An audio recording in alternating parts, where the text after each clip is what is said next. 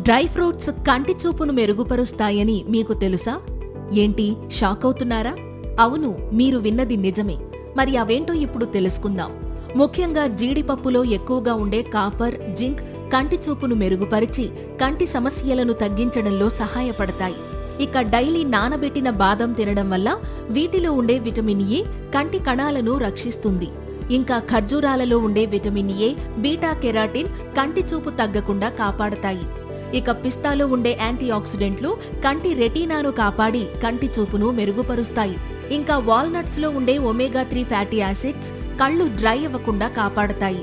ఇక అంజీరాలో ఉండే magnesium, zinc, manganese కంటి ఆరోగ్యాన్ని కాపాడతాయి.